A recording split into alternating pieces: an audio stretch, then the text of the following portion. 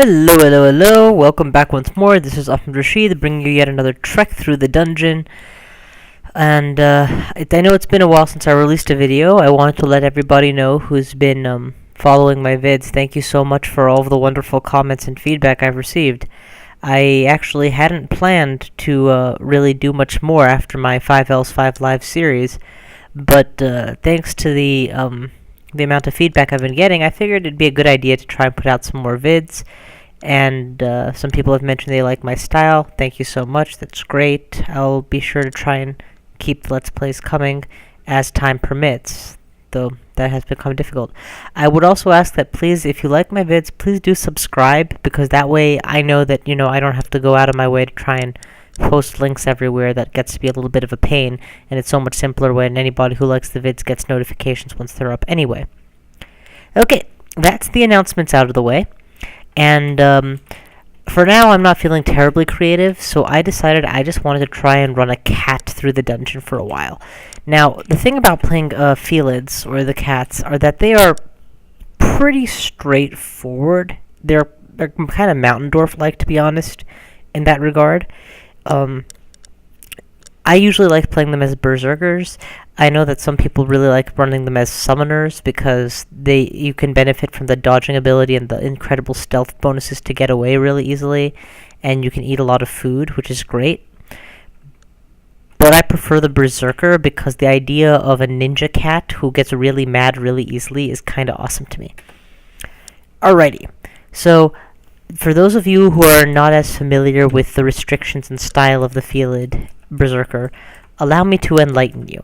And if this is your first time watching a dungeon crawl video or ever hearing of the game, I highly recommend you watch one of my other more tutorial videos, either the Mountain Dwarf Berserker or the first two videos of the starting a Spriggan Wizard series. Those are excellent videos, if I do say so myself. Anyway, the thing about playing as a Felid is that you have 0 armor availability. You cannot wear any of the armors in the game. Further, when it comes to weapons availability, you are not allowed to wield any weapons, which of course makes sense, seeing as to how you do not have hands. Your only weapons are your teeth and claws, which qualify as unarmed combat. Pulling up the skill tree, and let me go ahead and set my skills to focus, manual, and the training view instead of the progress view. But yeah, looking at your skills, you have huge bonuses to stealth and dodging, or like I said before, ninja cat. And you have a solid bonus to stabbing, which is going to help boost my damage, and your unarmed combat, which is your only weapon, is actually not that positive. Your fighting is not that positive. For the sake of a good berserker, I'm going to want to bolster my dodge. Stealth is never a bad thing. I'm going to want to boost my fighting skills as much as I possibly can. My unarmed combat skills at least up to 10, but from there, why not more? And stabbing would be really nice. Everything else is secondary. And because I'm playing a berserker, all of the magic schools are going to be locked out for me. And since you can't wield wands or hold most items, evocations become pretty ineffective. I do believe you're allowed to put on rings on your paws, so you can get 2 of those. And I don't know if you can wear an amulet as a necklace or not. I'm pretty sure you can, though. The other cool thing about playing as a Felid is you start off with carnivore status, which means you are allowed to eat meat even when you're full, and you get slightly less benefit from eating, whatchamacallits. You get slightly less benefit from eating, breads and vegetables and non-meats. Now, when you're playing a Spriggan, you have the opposite situation where you get the super benefits from eating breads, but you cannot get any nutrition from meat. And that's actually very restrictive because chunks are no longer available to you. This way around, frankly, food is never a problem, which is a huge part of why people like playing Felids as mages. Plus, it gives you more options. So, unlike a mummy who has like really big restrictions, the Felid still is allowed to read scrolls, which you can use as an escape mechanism. The major disadvantage you have is that you don't have the armor, and there's no questioning that that's going to be a factor in how anybody plays this game. because that loses you a lot of slots that you can otherwise use for resistances and enchantments. That loses you a lot of slots that can otherwise benefit you there. Okay, I'm engorged now, and because I'm a troglodyte, I have to sacrifice as many corpses as I can. Troglodyte, because Trog is the berserker god, and for those who didn't follow along. But yeah, I'm gonna try and maintain my... Ooh, what's that? Oh, it's just a snake zombie. Okay. Yeah. I'm gonna try to maintain my hunger status at very full for the most part. That way, when I do go berserk, it's no problem. And I don't know if my claws proc more off of dexterity or strength. I believe it'll be dexterity, just because of the nature of the creature. And my strength is 13, which is high enough that my carrying capacity should be good, especially since I will not have to carry weapons or armors. So I'm just going to boost dexterity from now on. At any rate, if I turn out to be wrong about where it procs damage, at least my dodging will be helped a lot. And since I intend to use dodging as my sole survival mechanism, that's going to be very helpful. There's one other really awesome ability that Felids have. And if you read the official wiki, it says it is, quote,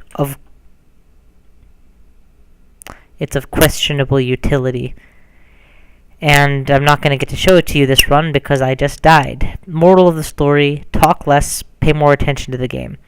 If I had paid the least bit of attention, I would have noticed that the first time I was blasted, it dropped me to 11 health. That's a very significant hit. And instead of using my... Well, I guess I didn't have the other ability of Trog to resist magical enchantments.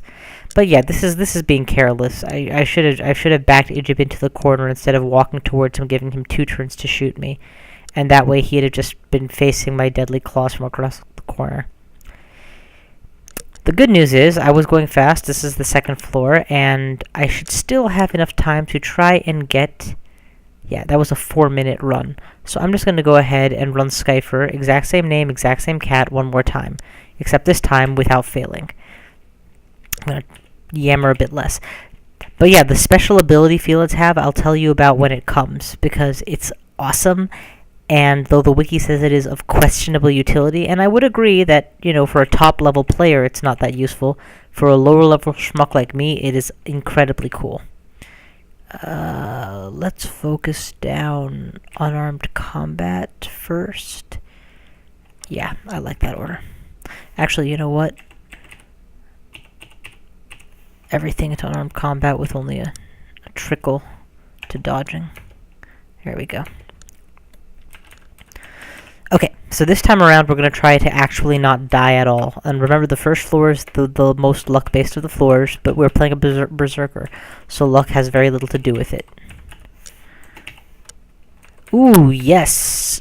An Amulet of Faith means that I should be able to max out my piety by floor 5, if I'm lucky, because I'm going to get all those boosts to my piety from all the corpses I'm going to sacrifice.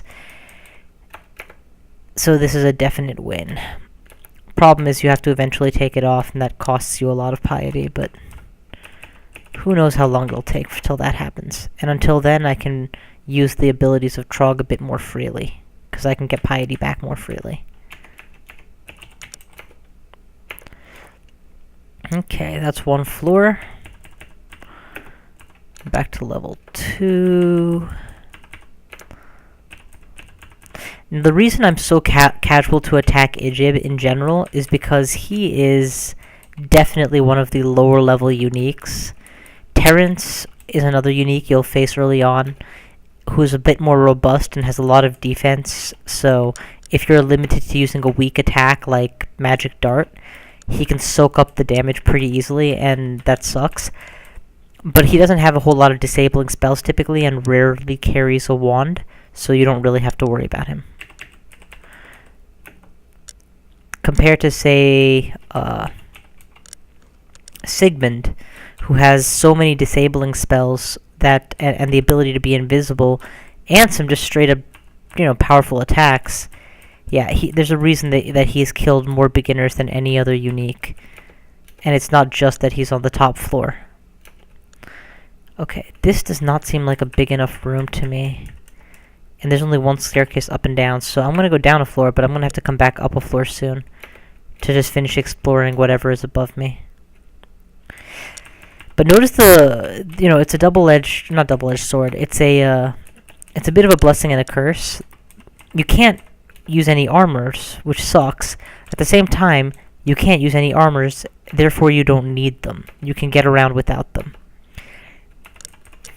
If I was playing a dwarf, every other piece of armor I crossed, I would have to stop, try, test, hope to God it's something more useful than what I'm wearing right now, because you never know when the game is finally going to throw you a bone. As this Felid, all of my defense is set for me without me even having to go that way. Although not having a weapon is irritating. I will not pretend that's not the case. How nice would it be if I could poison stuff? And not having oh my god. Okay. So, there are enough worms here. You saw how one of them alone can deal 6 damage in 1 bite, so that I need to be a little concerned. I'm going to use Trog's Hand to bolster my regeneration. That way my health should be back to full before I actually have to fight them. And then I'm going to Berserk so that I can get through them quickly. Turned out I didn't lose any health, so yay. Finish eating to recover health, and uh-oh, here comes a worm. Okay, I'm back to full speed. Now, I believe, I'm not certain of this, so don't quote me, but I believe Felids are a little faster than usual creatures. We're not talking like Spriggan speed, God no, or even Centaur speed, but faster than your average elf, and that gives you the ability to choose your time in some of the encounters. And being that worms are the slowest in the game, I generally avoid opening with Berserk against them, because I can usually get away without it, as you just saw. But when they're in groups, like they were when I was fighting there by the altar of Trog, no, much more risky. You do not want to be in a protracted fight. I also love how when you start learning Stab, these little blood spatters go everywhere after, you claw things to death. Great visuals. I'm going to let dodging come up 1 level, then I'm going to turn it off, because it's already level 7. It's outstripping my other abilities, and I really need to start improving my damage output soon.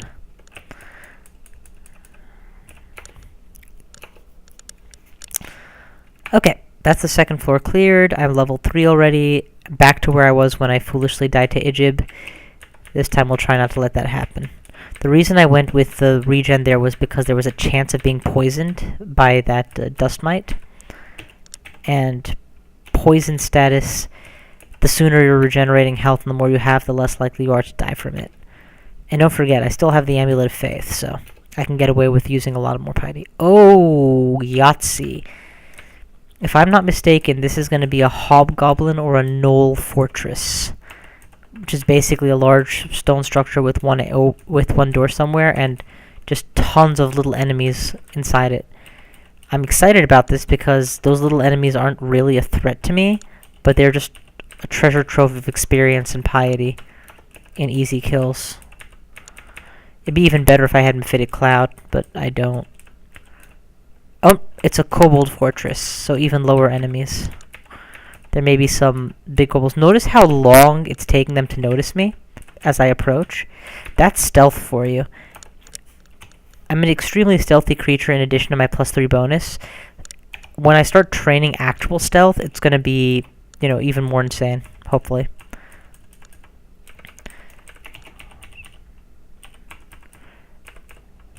The ultimate problem I have with Felids is that, and the Berserker Felid, I should say, is that because they don't have any magics, they are never really going to be able to be as versatile in dealing with situations. They have one answer, and if that answer doesn't work, they can't win.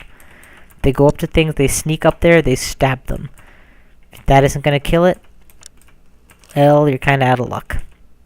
You can always Berserk stab, I guess.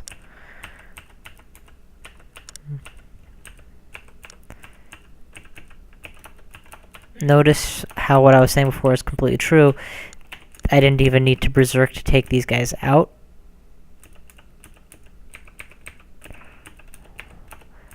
And yet I'm already up to 4 pips of piety with Trog because of just how much.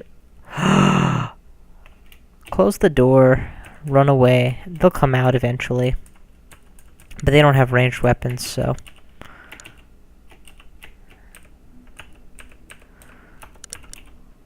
Now my health's back to full. Unfortunately, I've lost that bottleneck that I could have used earlier.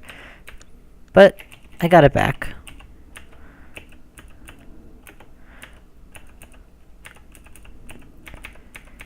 Okay. I should be high enough level now that I can show you what makes Felids cool. Uh-oh. Regen on, berserk on, kill. For those of you who did not take my advice to either get familiar with the game or watch my Mountain Dwarf Berserker vid, Berserk in this game gives you a health boost as well as a temporary damage, or a bunch of temporary hit points as well as a damage boost. And the cost is that it costs a lot of food, and when you're done using it, you're slow as well as exhausted. Slowed means your movements are slow. Exhausted means you're not allowed to berserk again for a short period of time, however long the exhaust is. Ooh. This is not a happy door for me. Back away. Summon an ally of Trog if I... Oh, it's poor. That means it probably won't succeed. So it's not worth risking here. I'm just going to keep running away and let the regen get me to full health.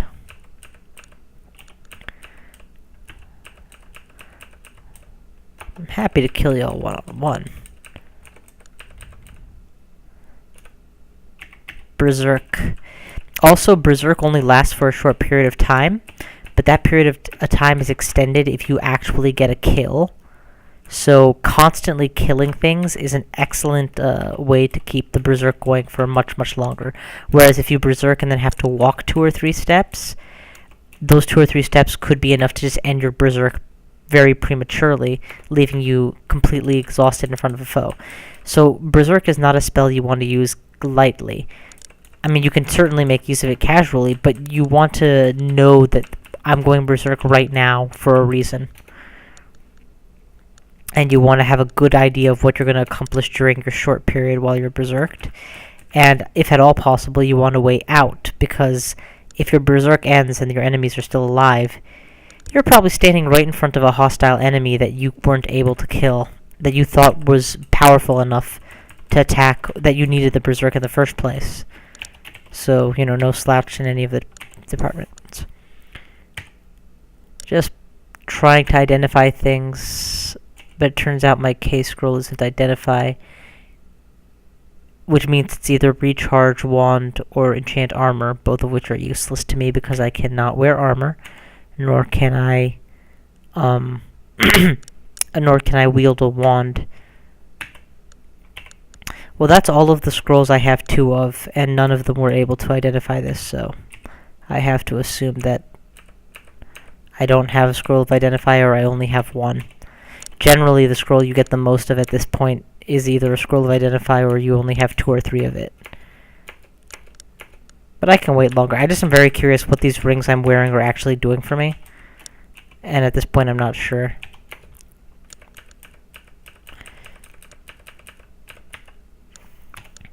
Okay, so unarmed combat is up to 6, which is much more respectable. I can now turn on fighting, and I'll leave dodging until it levels up 1 level, and then I'll turn it off for a little while. I'm not certain if the skilling order is generally best if you level just 1 maximally, or if you spread out the experience. What I do know is that experience... It takes a lot more experience to level up even once on the higher levels. Uh-oh. So we're up against a ghost, Wallace, Wallace, and an ogre. Neither of these is a very friendly customer, so I'm just going to go ahead and attempt to summon a brother-in-arms and sick him on my ghost. Then I will go berserk myself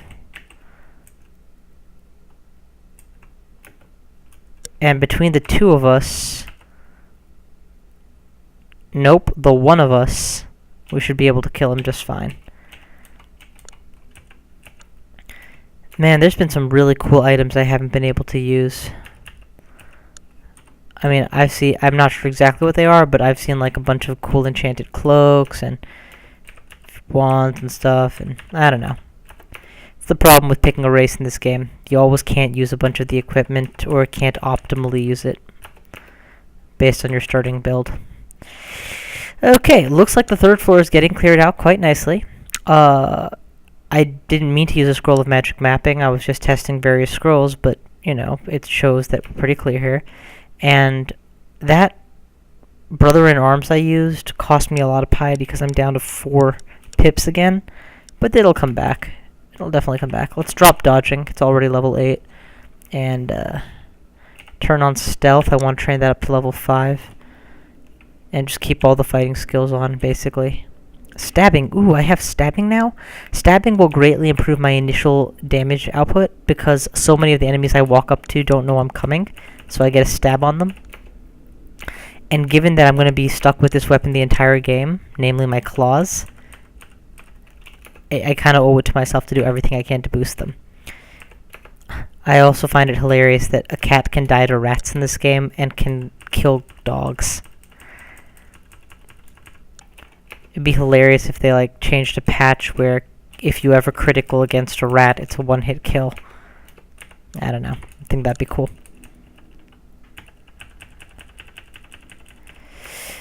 But yeah, at this point, I hope you're noting the reason I'm not talking as much about specific game decisions. One, you all should be familiar with a lot of my early game thought process, and second, more importantly, this is a berserker. There's very little thinking involved. You keep exploring. If you can kill something, you do. If you can't, you lure it into a corridor and kill it. If you can't kill it at all, well, okay, then maybe you have to think once. But notice that I already found out what my teleport scrolls are. So if the going ever gets dicey, I can always try and teleport out. So I'm not invulnerable or anything, but I'm stable to just coast through the beginning game. These guys are where it all changes. When you start seeing these smiting priests,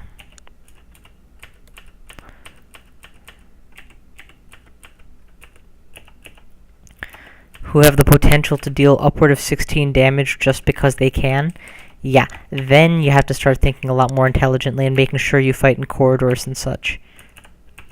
Or with good retreats. Okay, so it's beginning to look like oh, beautiful. A level up. Stabbing 2, stealth 3. Let's let stealth go. Let's leave stabbing and stealth on because they're both +3, so they'll level a bit faster. Keep unarmed combat growing. I don't want to turn off fighting, so you know what? As much as I'd like to focus a bit more, I really want all of these skills leveling simultaneously right now. So, sorry about that. Ooh, yeah. But yeah, like I was gonna say, it's starting to look like I'm not, in fact, going to be able to show you the magical extra talent that a Felid has today, because I've been doing quite well instead of doing badly, which is good when I tell you what the talent is, for those of you curious. So you ever heard that old thing, cat has 9 lives? In the case of Felids, it is in fact literally true. A Felid gains 1 extra life every 4 levels. Now, there's huge penalties attached to dying still. If you die, you go back a level. And no, you can't use this to farm extra lives. Believe me, I've tried. So it's kind of like being hit by one of those draining weapons.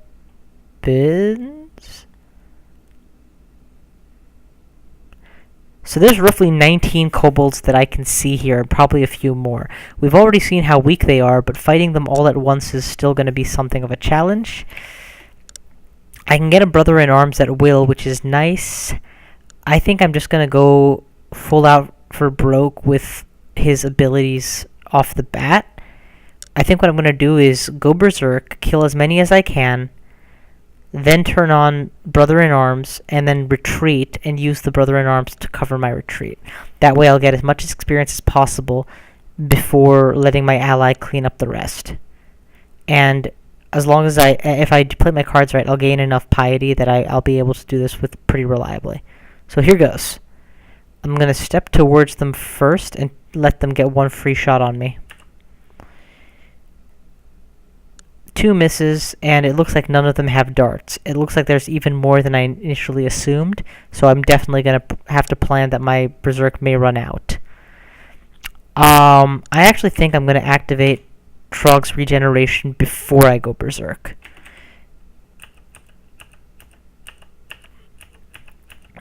Okay, that's 3 down.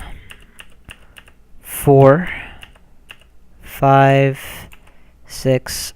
I made sure to kill the one that went behind me because I needed an open escape route. Brother-in-Arms. Ogre is now there to cover my escape. But I still have full health. So let's keep fighting. Now I don't have full health. Now it's time to escape. And I'm going to get a second Brother-in-Arms just in case the Ogre gets killed quickly. Okay, there we go. Between those two, I should be okay for a little while. At least until my my slow status is gone. Maybe I should actually walk away. I have a nice corridor here to retreat to. There we go.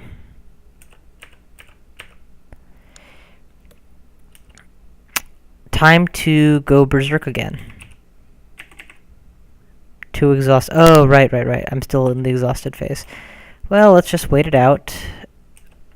And notice how I keep drawing them further into the corridor.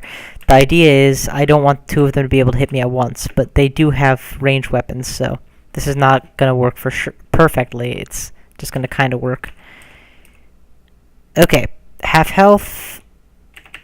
Here we go.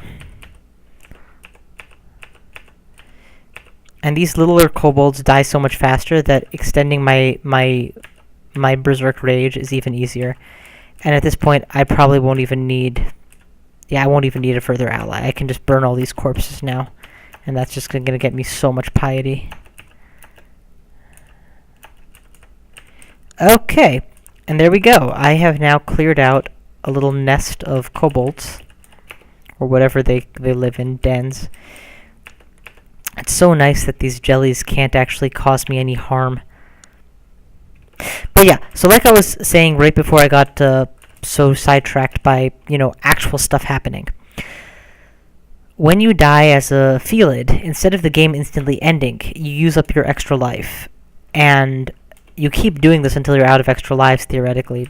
Though in practice, you should still treat dying like it's the end of the world, because whatever made you die, well, now you have less talents to face it with. Oh Christ, this is gonna kill me.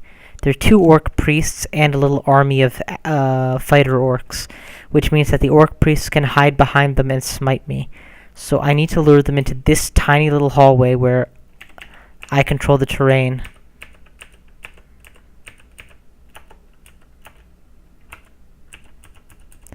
Then go upstairs so that my berserk is enabled again.